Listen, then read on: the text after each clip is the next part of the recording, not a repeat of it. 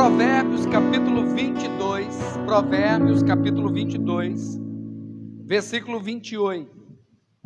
Provérbios capítulo 22, versículo 28. Glória a Jesus. Deus é muito bom, Deus é lindo, Deus é maravilhoso. Cada dia que passa eu fico mais apaixonado por Jesus, irmãos. Tem mais alguém assim? Que cada dia que passa fica mais apaixonado por Jesus? Glória a Jesus. O que é que os anjos veem que os fazem cantar santo?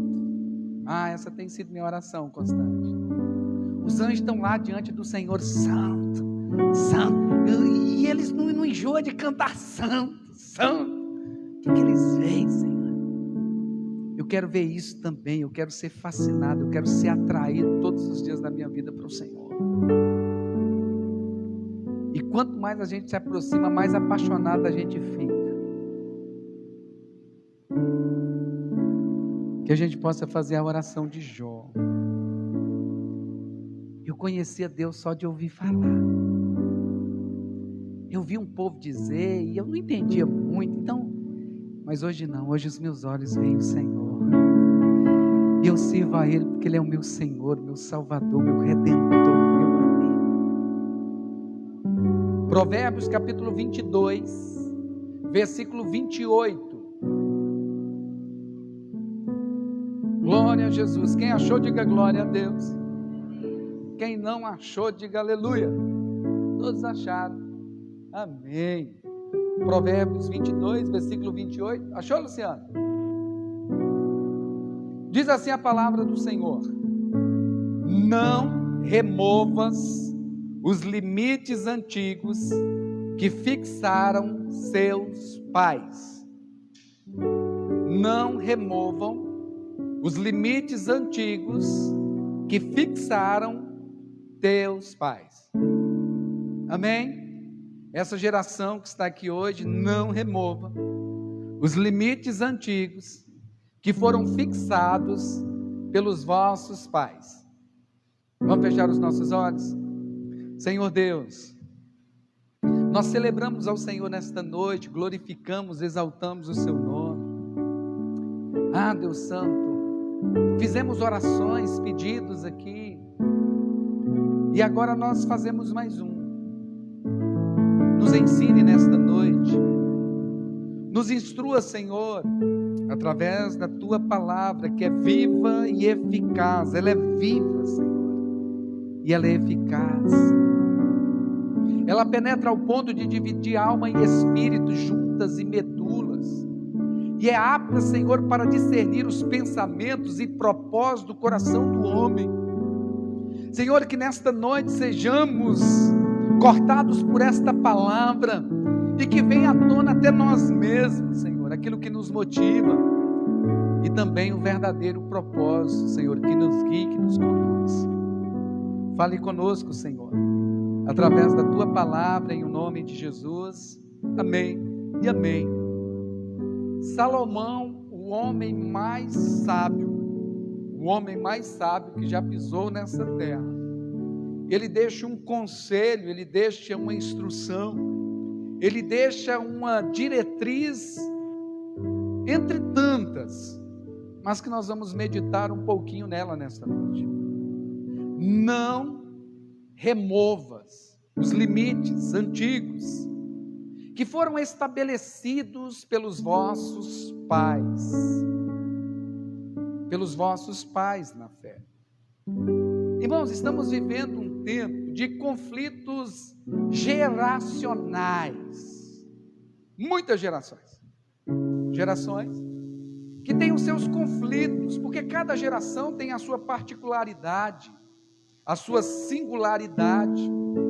Cada geração tem os seus pontos positivos, mas também os seus pontos negativos. E vivemos na sociedade, e como igreja inserida na sociedade, nós vivemos também esse conflito geracional. E talvez você já tenha ouvido, até mesmo de mim, um dia falando aqui, que ô geraçãozinha difícil essa nossa. Alguém já ouviu o pastor dizendo isso? É que na verdade, irmãos, toda geração, ela teve e ela tem as suas particularidades, as suas coisas boas e também as suas coisas ruins. Mas o que nós precisamos aprender é que existem limites que eles não podem ser removidos. O próprio sábio vai dizer acerca das gerações, Eclesiastes capítulo 1, versículo 4, que uma geração vai, outra geração vem, mas a terra ela permanece para sempre. Ele vem nos alertando, e já está na Bíblia acerca dessa questão, de que uma geração vai e outra geração vem. As gerações elas são transitórias, elas são passageiras. E se nós formos estudar acerca das gerações de hoje, nós estamos vivendo aqui um conflito de no mínimo 5 gerações. As gerações dos baby borns, a explosão de bebês, os ingleses me ajuda aí, a pronúncia, tá? Vocês já viram que eu dei uma enrolada aqui na língua. Mas o significado vem de a explosão de bebês, que veio quando os soldados vieram da Segunda Guerra Mundial, e ali, com as suas esposas, veio uma explosão de bebês. É a geração aí de 1945, até 1960, 65 aproximadamente. Há uma discussão acerca dessas datas um pouquinho. Essa geração que veio, filhos de soldados, criados no exército, uma geração que foi criada com muito respeito, com muito rigor, senhor, senhora, respeitando limites estabelecidos, porque os seus pais as criaram assim. Mas logo depois veio a geração que é conhecida como a geração X. Entre 64 ou 60 e 80, ou 64 e 85, essas diferenças de ano não tem problema. Já é uma geração que veio num período mais de rebeldia, uma geração que veio e a época dos hippies, que se rebelavam contra as autoridades constituídas e queriam ser livres, e começou aquela questão dos prazeres, dos desejos, e veio essa geração aí. Então aqueles que nasceram entre 60, 80, 64, 85, faz parte dessa geração. Uma geração que estava meio misturado ali entre aqueles que respeitavam aqueles senhor e senhora, e agora de uma geração meio que rebelde. Depois veio a geração Y. A geração Y entre 85 a 95 ou 2000. Que é a geração conectada. A geração que veio em meio a essa revolução da comunicação, a internet, já todo mundo começando a ficar interligados, ligados em rede. Mas as gerações vêm a cada dia meio que se encurtando mais. Porque lendo um pouquinho acerca desse assunto, fala sobre a geração Z. Já ouviram falar que já tem até a geração Z agora? Antes a gente falava da geração Y, da geração X, agora tem a geração Z. É a geração da turminha que já veio com celulares e todo mundo ali entre 95, 2000 a 2010. A geração que começou os celulares, as mensagens. Quem lembra, irmãos? Não tinha esse negócio que a gente tem hoje aí não, do WhatsApp. Antes do Message, teve outra ainda que era só as mensagens, depois que veio o Message. Então, essa geração aí, só que agora já tem até a geração Alfa. De 2010 a 2021 já é uma outra geração. A geração dos smartphones. Os menininhos é tudo zip, zup. E cada geração traz consigo as suas particularidades, seus pontos positivos, mas também os seus pontos negativos. Então nós vemos dentro da igreja também essa revolução. Os mais antigos aí, rapaz, quando foi para colocar uma bateria dentro da igreja, meu Deus do céu, a bateria era tida como do demônio. A bateria era, os mais novos não conseguem nem entender isso, porque já nasceram com as baterias dentro da igreja, mas os mais antigos aí, que batuque é esse dentro da igreja? Que falta de reverência, que falta de respeito é essa? Hoje, irmão, tem gente que não vem na nossa igreja porque as paredes são pretas. Porque parede preta é parede do diabo. Na concepção, na cabeça dele, ele não consegue entender que as gerações vão passando e existem coisas que são culturais e fruto da própria geração. Agora, como igreja, nós precisamos ter a sabedoria e o entendimento, o discernimento de buscar em Deus aquilo que é transitório, aquilo que é geracional e aquilo que é limite estabelecido por Deus. Limite estabelecido pelos nossos pais. Irmão, sem sombra de dúvidas, Deus é muito mais do que uma cor de parede. Deus é muito mais. Por exemplo, tem igreja que até hoje não consegue bater palma, porque acha que não pode. Ok, beleza, mas aí há o conflito de gerações. E aí nós vemos muitas vezes essas igrejas, algumas igrejas com mais jovens, outras igrejas com mais velhos. Geralmente as igrejas que são de pessoas mais velhas, de uma geração mais antiga, eles não conseguem se adequar e os jovens acabam indo para essas igrejas de parede preta. E que na verdade a gente limpa tudo isso e coloca desse jeito, só para ninguém ficar perdido voando, olhar só para o altar. Só tem essa finalidade. No cinema, né, tudo escuro, para todo mundo ficar olhando só para a tela, para que nada roube a sua atenção, só isso. Mas a gente como igreja,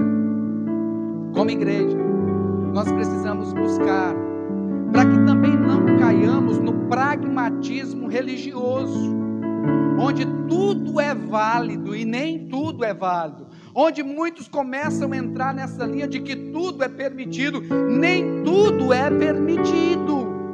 Nós não podemos confundir de forma alguma aquilo que é transitório com aquilo que é limite estabelecido por Deus, que não pode ser removido, porque lá em Lamentações capítulo 5, versículo 19, diz o seguinte: Tu, ó Senhor, reinas eternamente, e o teu trono subsiste de geração em geração. O sábio diz: olha, uma geração vai, outra geração vem. As gerações são passageiras, mas o trono de Deus, ele persiste, ele permanece de geração em geração.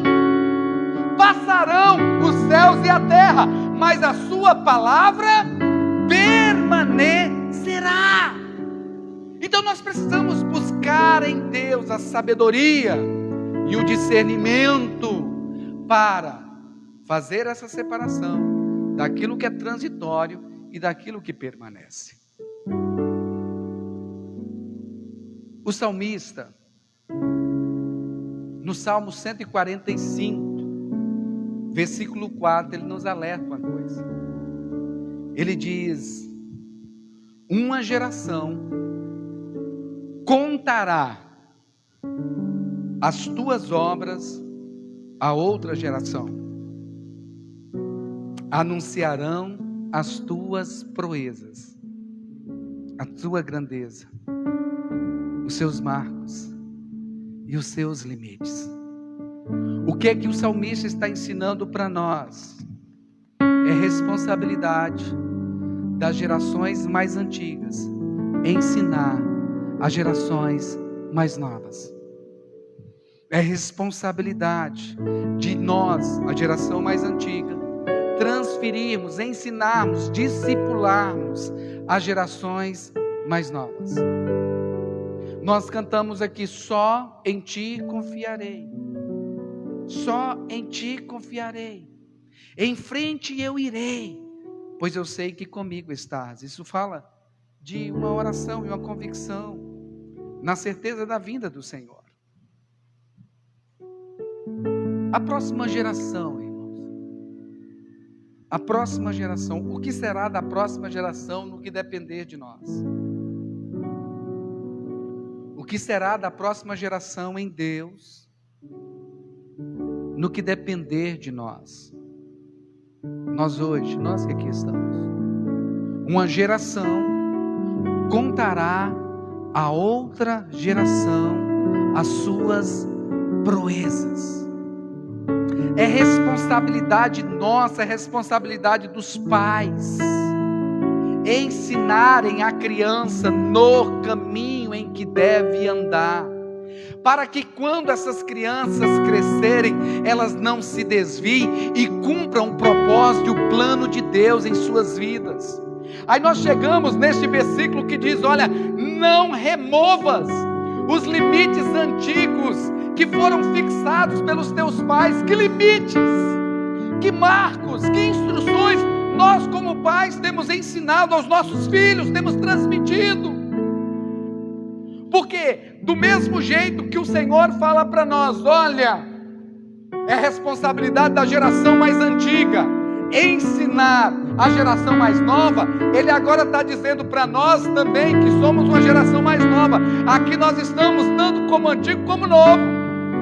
É uma geração também é uma responsabilidade dessa geração mais nova, não remover os limites, não remover os marcos que os nossos pais na fé, Abraão, Isaac, Jacó, que os nossos pais na fé, a igreja primitiva estabeleceu.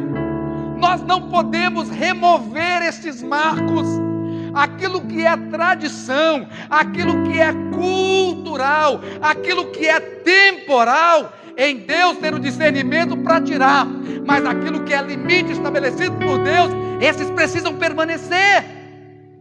Nós não podemos remover aquilo que foi estabelecido por Deus. E é responsabilidade nossa. É responsabilidade nossa. Nós temos que aprender com Abraão, irmãos. Nós temos que aprender com Abraão. Abraão, quando ele é chamado já velho, com Isaac ali: Abraão, eu quero que você vá para uma terra tal, lá vai ter um monte tal, que eu vou te mostrar quando você chegar lá, e eu quero que você me sacrifique Isaac. Eu quero que você me sacrifique Isaac, ou seja, eu quero que você me sacrifique o projeto, o propósito, a promessa. E ali Abraão sai pela fé, como no início da sua caminhada, que deu-se pela fé, o fim da sua caminhada também seria pela fé. Esse é um marco, irmão, que não pode ser removido das nossas vidas. Que marco, pastor? O marco de que o justo viverá pela fé. Você quer anotar aí? Um marco que não pode ser removido: o justo viverá pela fé. O que é a fé? A certeza das coisas que se esperam e a convicção de fatos que não se veem. Esse versículo não está dizendo acerca de: eu tenho fé que eu vou crescer, que eu vou ser grande, que eu vou não sei o quê. Não, esse versículo está linkado à promessa da volta do Senhor Jesus. Vivemos na expectativa, a certeza das coisas que se esperam e a convicção de fatos que não se veem. Alguém aqui já viu Jesus voltando? Arrebatamento, alguém já viu? Não, mas pela fé cremos e vivemos hoje como se fosse o último dia. Vivemos na certeza que aquele que disse: não se turbe o vosso coração, credes em Deus, credes também em mim. Na casa do meu Pai há muitas moradas, se não fosse assim eu vos teria dito: eu vou para o Pai preparar-vos lugar, e quando eu for e vos preparar, eu voltarei e vos levarei para mim mesmo, para que onde eu esteja, vós estejais comigo por toda a eternidade. Eu vivo nessa expectativa. O justo, ele vive nessa expectativa de quê? De que ele é um peregrino nessa terra, que está apenas de passagem. Nós não vivemos, o justo não vive preso nessa terra. Não foi à toa que o Senhor fez com que o povo dele fosse um povo nômade, um povo que construía tendas, Porque tendas já estava ensinando, olha, o lugar que você está é passageiro, você está aqui, mas muito em breve vai para um outro lugar. Nós estamos aqui, irmão, mas muito em breve nós vamos para um outro lugar, nós vamos para a glória. Quem vai para a glória aí, diga glória a Deus. Quem vive nessa expectativa, quem perde essa expectativa, quem remove esse limite da sua vida, passa a ser um carnal. Quem remove esse limite, esse marco da sua vida, passa a ser o mais miserável de todos os homens. Porque Paulo diz isso. Aquele que espera no Senhor, olha, está esperando em Deus. Olha que interessante. Aquele que, ele não está esperando no diabo, ele está esperando em Deus. Olha o que Paulo está dizendo. Olha, aquele que espera no Senhor apenas nessa vida, é o mais miserável de todos os homens. Só espera para as coisas deste mundo, só espera para as coisas que são passageiras, que são efêmeras, mas não consegue esperar naquele grande dia, sabe? E tem muito crente que vai perdendo esse limite e não vai nem percebendo. Quer que eu te dê um toque? Que você está perdendo essa visão e nem está percebendo? Você não dá mais crédito à ceia do Senhor. Ó, fiz igual os crentes aí que bate. Calma, quebra não. Não dá mais crédito à ceia do Senhor. Trata a ceia do Senhor como qualquer coisa. Irmãos, há um tempo atrás, no dia da ceia, o pessoal tinha medo até de respirar. Era ou não era, irmã? Essa semana é culto de ceia. É o culto de me assentar à mesa com o Senhor. As pessoas nessa semana, irmão, voltavam até como eram os sacerdotes, ficava meio que uma semana no óleo ali, separado, para poder entrar na presença de Deus. Hoje, irmão, o pastor tem que ligar, implorar para as pessoas virem na ceia. Não esquece não que é ceia. Não esquece não. Para chegar ao ponto de dizer para a liderança que não tomar a ceia não está apto para trabalhar. Irmão, é um limite que está sendo apagado e que você nem percebe. Não remova os limites. A ceia do Senhor é um sacramento. A ceia do Senhor é algo que foi estabelecido e é algo que fica queimando dentro de nós e deve queimar. É o dia que nós renovamos a aliança com Deus e falamos: Senhor, eu aguardo ansiosamente a sua vinda. O justo viverá pela fé. Na fé de quê? Na certeza, irmãos, de que Ele virá nos buscar. Na certeza de que nós estamos de passagem neste mundo. Por isso que a gente não fica apegado a essas coisas deste mundo. Mas quem vai perdendo esse limite, comece a se agarrar e coloque o seu coração nisso. E tome cuidado, porque onde estiver o seu tesouro, aí estará o seu coração. Aquilo que você dá valor, aquilo que você ama. Por isso que nós devemos amar a Deus acima de todas as coisas. Se eu amo a Deus acima de todas as coisas, é questão de tempo. O meu corpo está no passo, mas o meu coração já está lá no trono. E muito em breve eu estarei com Ele na glória. Mas enquanto isso eu não deixo de caminhar com Ele aqui, aleluia. Não remova os marcos antigos. Abraão sai com seu menino e ele vai. Quando ele caminha de 3 dias, irmãos, caminho de 3 dias, quando ele chega no monte, no pé do monte, ele fala para os moços: vocês vão ficar aqui, eu e o menino, nós vamos subir. Olha Abraão entendendo que era a responsabilidade dele, como pai, como geração anterior, ensinar, doutrinar, discipular a próxima geração. Prepare-se para o segundo semestre. Nós estamos preparando um trabalho aí em nome de Jesus. Pais por toda a vida. Eu quero ver pais aqui, quero ver a turma de pais aqui na igreja. Vamos fazer um seminário, um despertamento espiritual da responsabilidade que repousa sobre nós. É um privilégio imenso ser pai, mas também uma grande responsabilidade. Abraão pega a lenha, irmão, coloca sobre os ombros do menino. Você vai subir com a lenha, e eu estou subindo aqui com fogo e com cutela. O menino olha, pai, aqui está a lenha, e eu estou vendo o fogo, estou vendo o cutelo, mas cadê o cordeiro?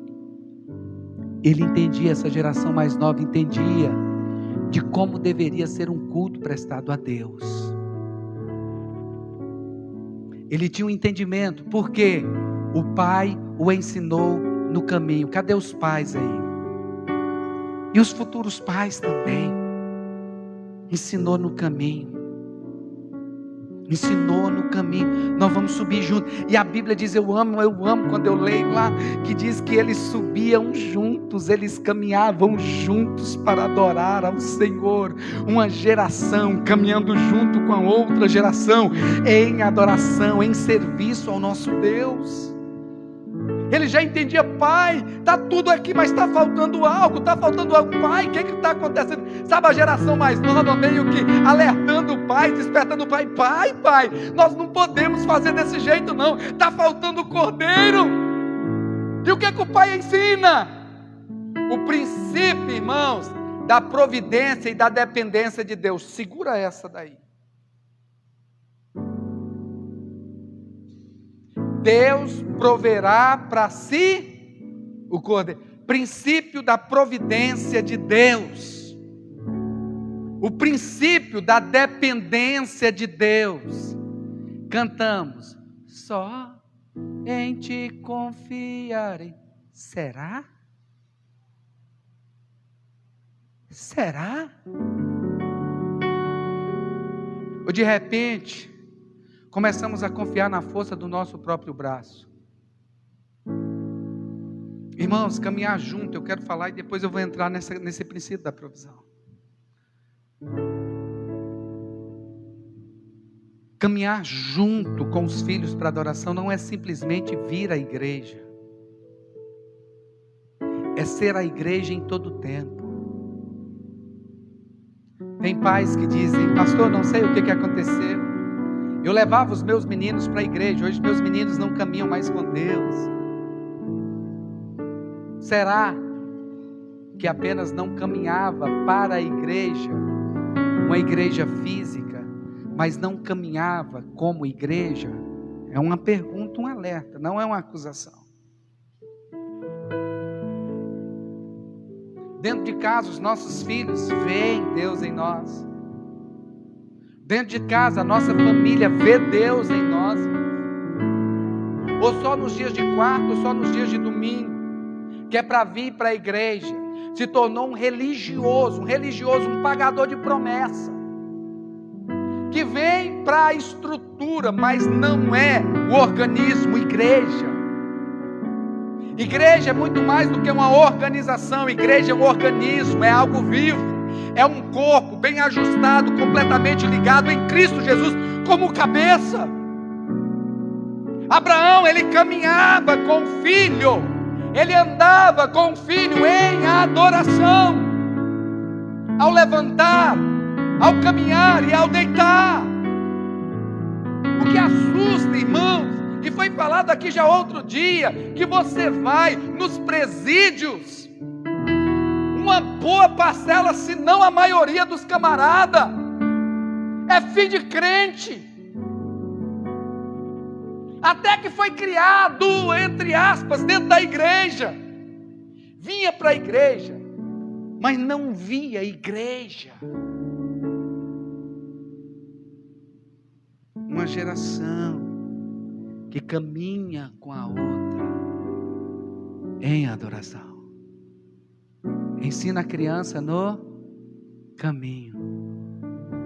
Irmão, no que depender de nós, os nossos filhos vão querer ter um casamento abençoado como o que nós temos, ou vai fugir desse negócio porque só vê briga, só vê discórdia, só vê bagunça.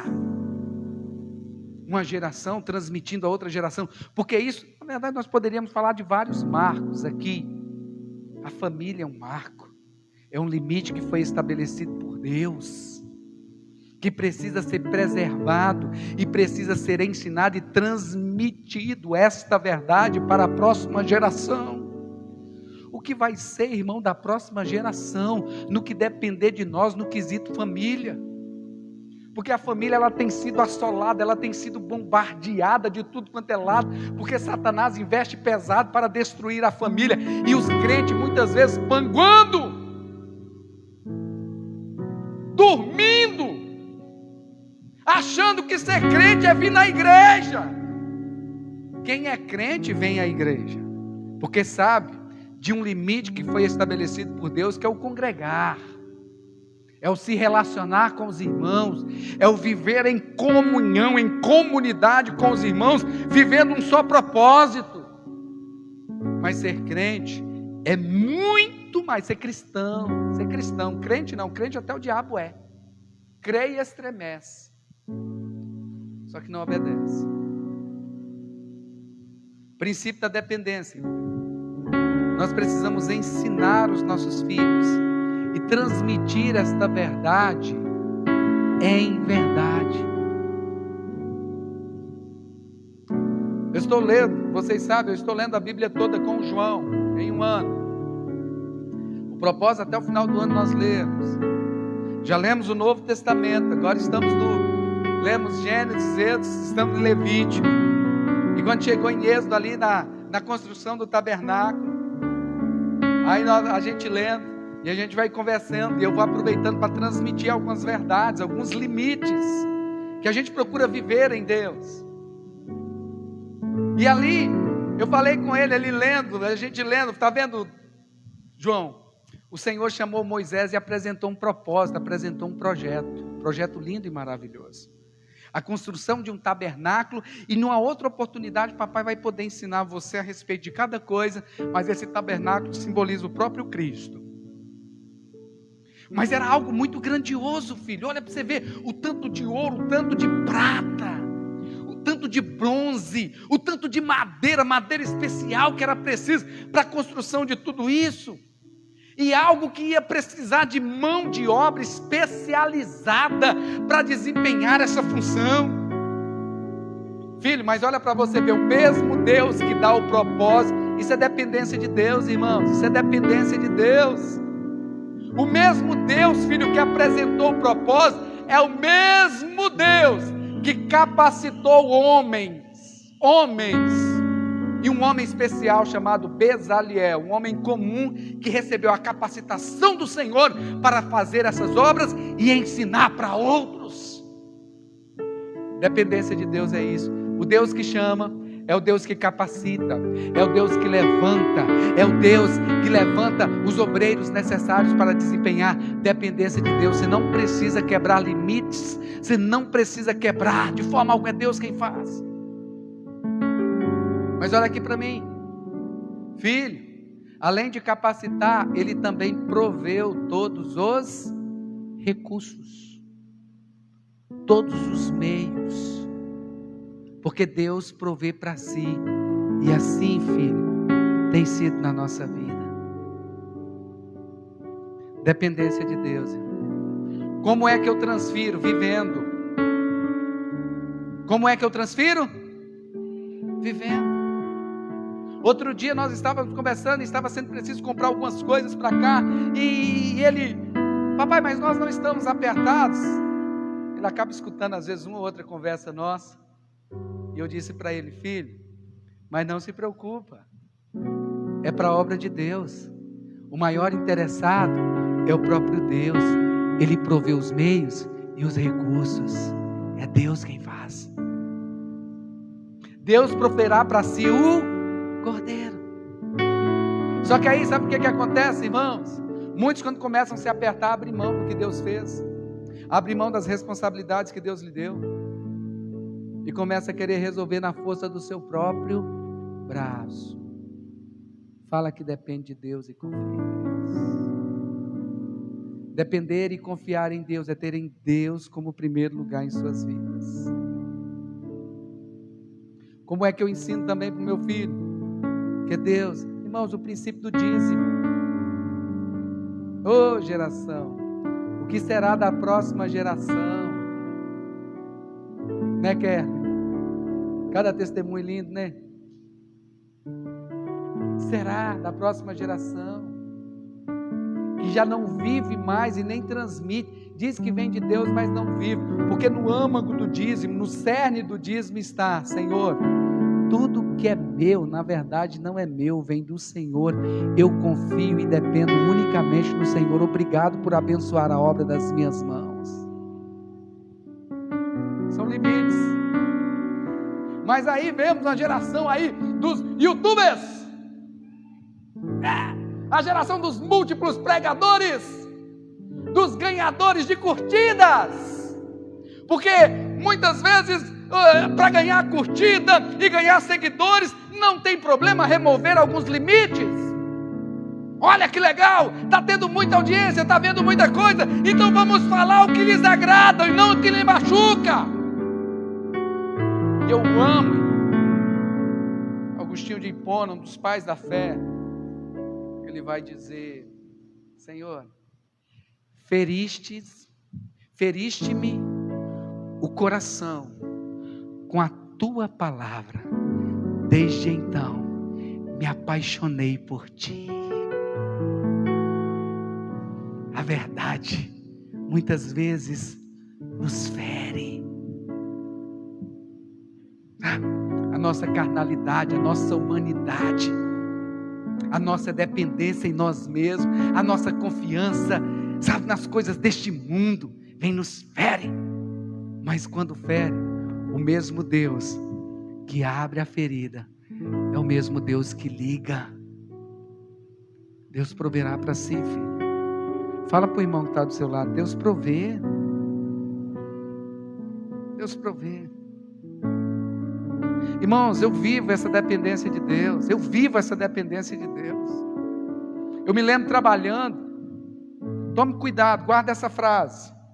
Guarde essa frase na tábua do seu coração: o trabalho dignifica o homem. Amém? Mas o trabalho em excesso escraviza. O trabalho dignifica o homem, mas o trabalho em excesso o escraviza, o domina. Uma das coisas que Satanás vai utilizar, irmãos, para nos parar, e eu preguei sobre isso na quarta-feira passada, para nos impedir de adorar o Senhor. Muitas vezes ele não vai vir com coisa ruim, não. Ele vai com mais trabalho.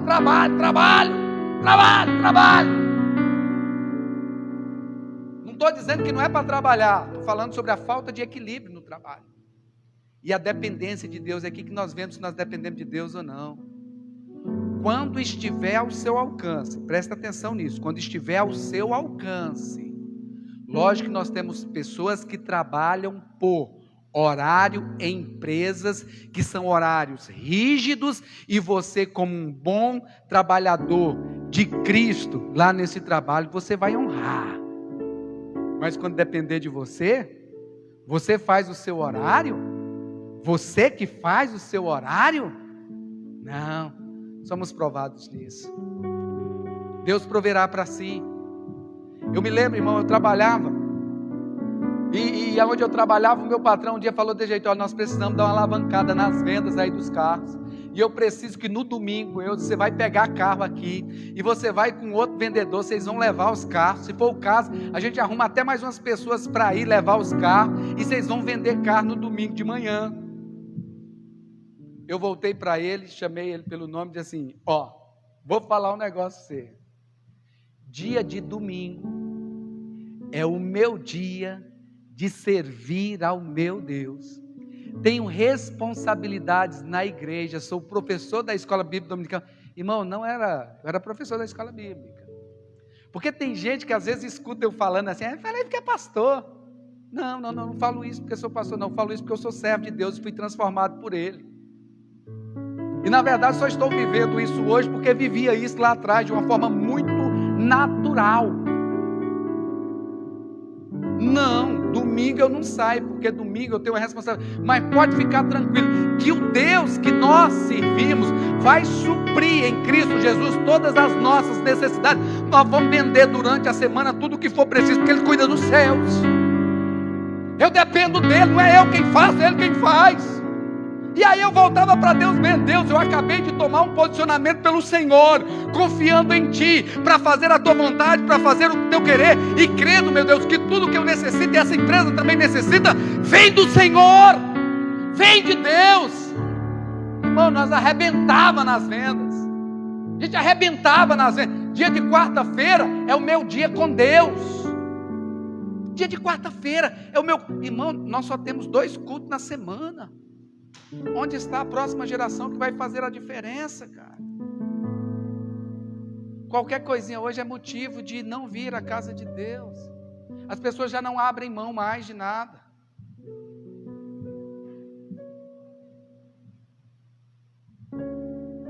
Quando foi para eu assumir, Deus, antes de eu assumir o pastoreio integral, Deus me deu uma empresa. Aí quando Deus me deu essa empresa, e Deus sabia os seus meios e as suas formas, depois de um tempo na empresa, assim que nós entramos, que nós assumimos a empresa, continuei com a mesma mentalidade. Dia de quarta é o meu dia de culto a Deus. Os clientes são agendados. Se for nos outros dias eu até trabalho mais tarde, mas dia de quarta eu tenho responsabilidades na igreja.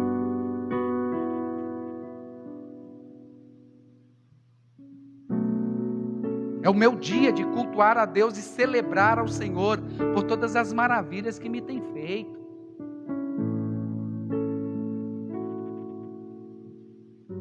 Meu pastor chegou um dia e falou de jeito: Deus, tal igreja está precisando disso, está passando por um momento, o pastor saiu, tal, vai recomeçar, e lá, você vai para lá, que você é dono da sua própria empresa mesmo, você dá um jeito.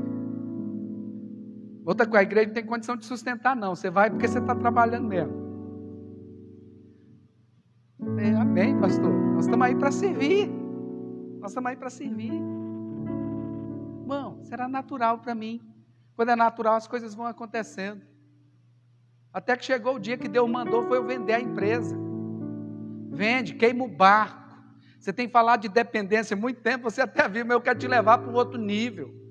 E eu falei: Deus, mas se eu ficar por conta da igreja, nós temos tantos planos, nós temos tantos projetos, nós temos tantos aceitos. Foi uma briga comigo e com Deus, e ali eu Deus falando: Deus, e como é que a gente vai fazer se eu for tirar sem um salário para mim agora? Como que nós vamos resolver? E Deus falou: queima o barco. Queima o barco. Queima o barco. E eu me lembro que ele me falou isso numa noite, quando foi numa noite de vigília, num sábado, quando foi no domingo. O Robson chegou aqui, era ela lá ainda. O Robson chegou e disse assim: pastor, o senhor já ouviu aquela historinha da vaquinha? Quem já ouviu a historinha da vaquinha? Quem já ouviu então sabe. Na hora que ele contou, eu falei: Robson, não precisa nem falar mais nada, eu já entendi. Ele ficou assim: hã? Eu falei com Deus: eu já entendi, vou jogar a vaquinha também. Irmãos, eu não precisei fazer mais nada, a não ser ouvir a voz de Deus. Deus vem cuidando e provendo ao milagre que nós estamos vivendo. Deus não deixa faltar nada, Deus provê para si o cordeiro. A única coisa que Ele quer de nós é obediência. Subir para o altar da adoração, crendo que Deus provê para si o cordeiro. Quando eles estão lá em cima, eu acho lindo isso, porque eles preparam o altar, colocam a lenha por cima, e agora ali chega a hora de Abraão ter que contar: filho, o cordeiro é você. Uma geração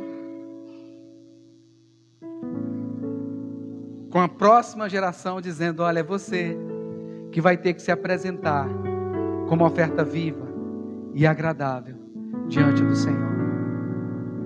O holocausto que Deus pediu foi você, e o holocausto que Deus está pedindo das nossas vidas é a próxima geração.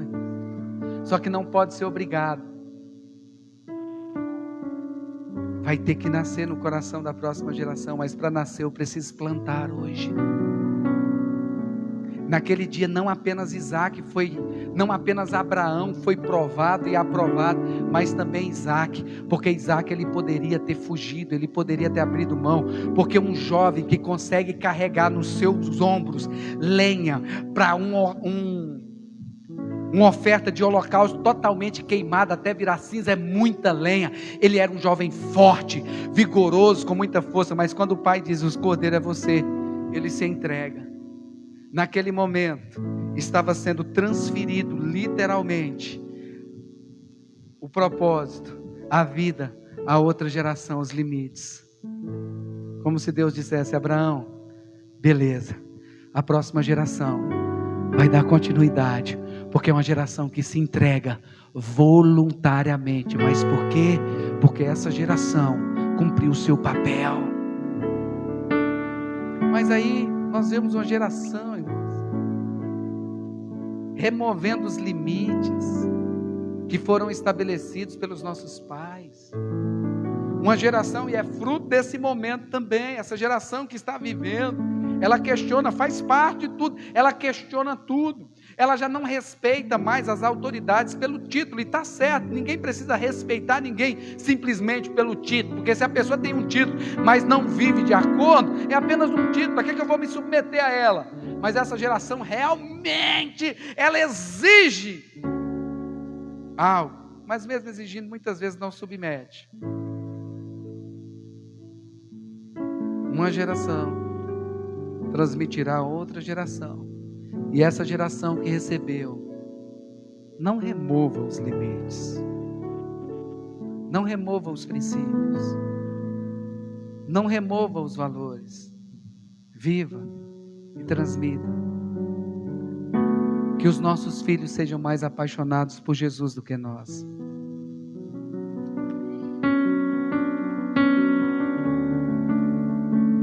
Mas para isso, vamos ser apaixonados hoje.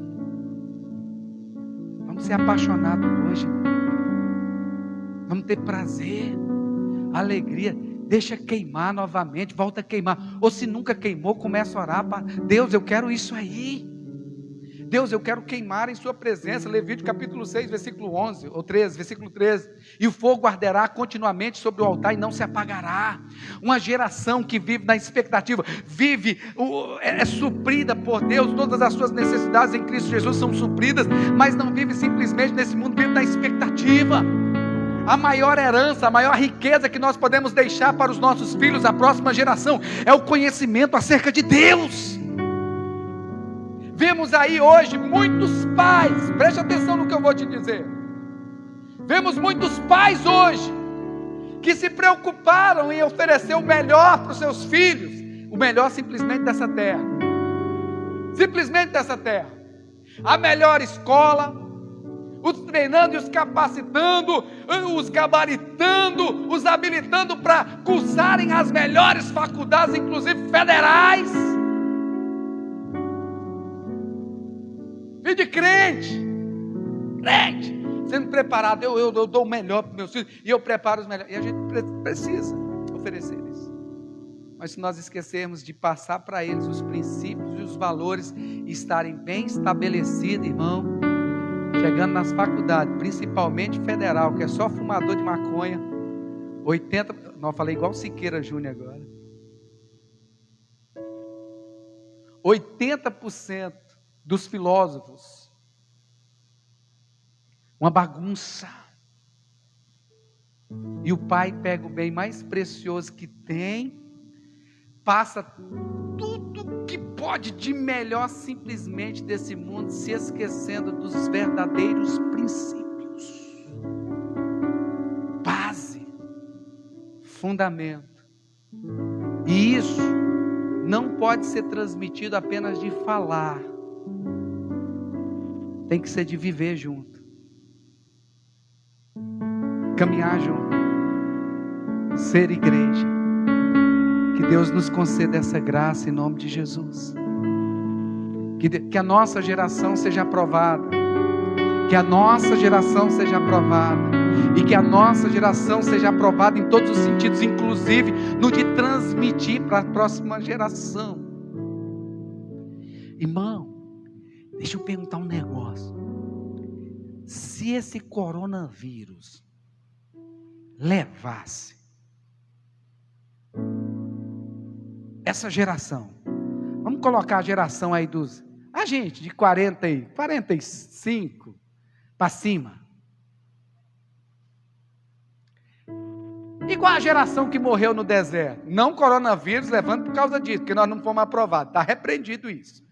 Mas se de repente Jeová decidisse, eu vou levar todos acima de 40. Aí eu estou nessa, 43 eu estou nessa. No que dependesse de nós, Magno,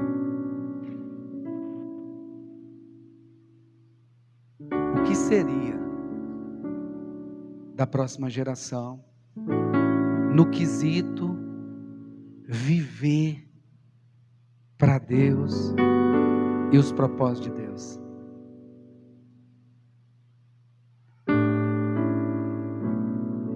Feche os seus olhos. Que Deus tenha misericórdia de nós e nos dê graça,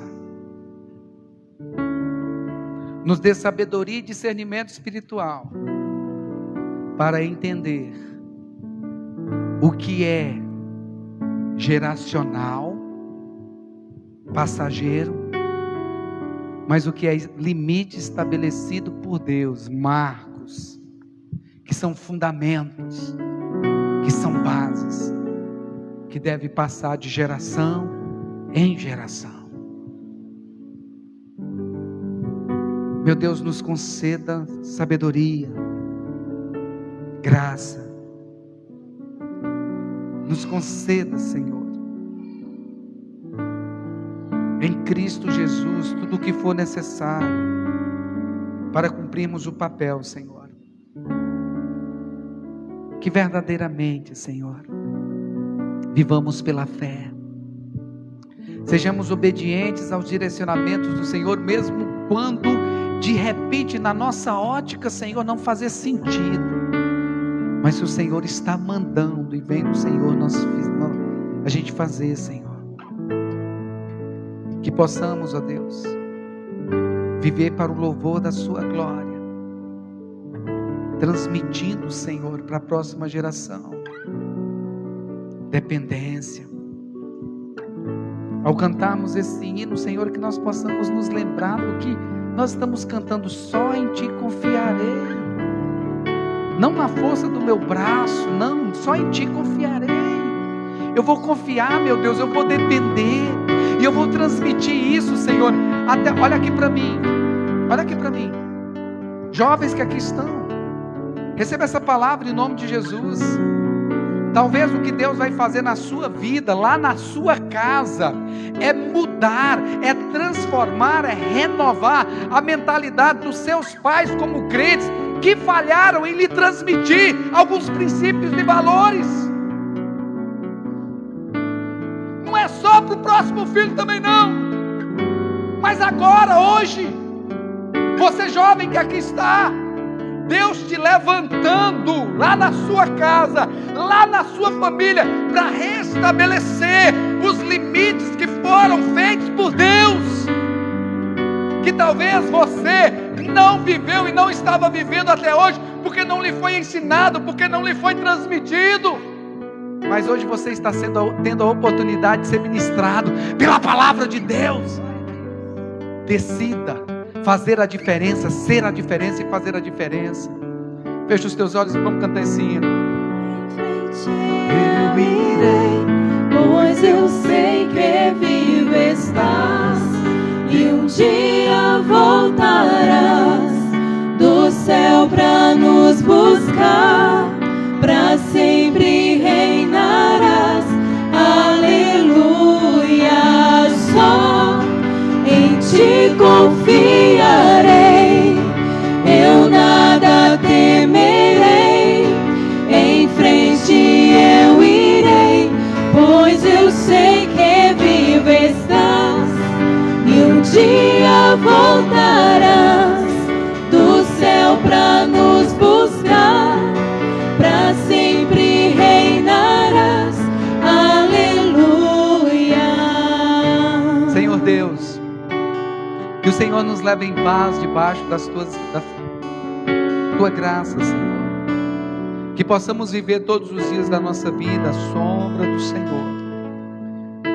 Que o amor de Deus Pai, a graça de Deus Filho A comunhão íntima e consoladora do doce Espírito sejam com todos. Vão em paz, que o Senhor os abençoe. Vão em paz.